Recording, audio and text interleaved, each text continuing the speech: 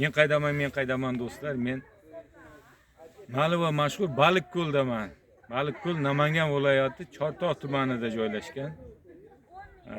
Baliqko'l degandan keyin o'z-o'zidan demak bu yerlarda baliq bo'lish kerak, ko'l bo'lish kerak. Ko'l qayerdan paydo bo'lgan, qachon paydo bo'lgan, qanaqa ko'l degan savollarga javob beradigan, javobini biladiganlar ko'p.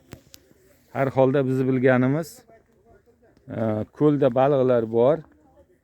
Hali ham, lekin juda avvalgidek katta baliqlar emas deyishyapti do'stlarim.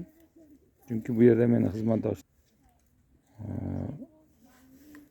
obodonlashtirilgan, atrofiga maqbaralar qurilgan, qayta ishlangan, jihozlangan. Yuraylik, video qilib sevib yuraylik, ishlayapti. Imoratni olmamiz, rasmga tushmanmiz. Mana shu baliqlar hozircha mayda, bular albatta katta bo'ladi, lekin do'stlar aytishlari bo'yicha endi bu yerda katta baliqlar bo'lgan. Bu endi maqbara aytishlari bo'yicha o'sha yozuvlar bor ekan. Sulton Uvays Qaroniy maqbarasi ekan. Baliqko'l deyishadi. Mana shu vodiydagi, Namangandagi, Chortoqdagi Baliqko'l. Meni endi bu yerdagi maqbaradagi shaxslar, tarixiy shaxslar albatta ulug' insonliklari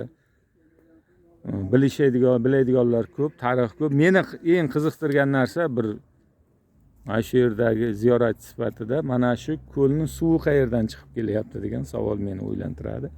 Eng qizig'i, mana narigi tomonni harakat qilaman. Mana shu suv yer ostidan chiqib bu tomonda bir yaxshigina bir soy suv bo'lib oqib ketar ekan. Mana shu suv yer ostidan chiqib kelar ekan, buloq bo'lib. Mana o katta baliqlar ham bor ekan. Do'stlar, yurtimizda shunaqangi bir mo'jizaviy joylar ko'p. Albatta har qanday joy odam bilan degandek aytishlaricha avvallar juda ham gavjum bo'lgan ekan. Hozir endi har holda hozir kech kuz sovuq, nima deymiz? O'sha mezon emas, vaqti emas. Yozgi kunlarda issiq. Yozgi kunlarda odamlar ko'p bo'lar ekan. Baliqko'l. Men qaydaman. Men Baliqko'ldaman do'stlar.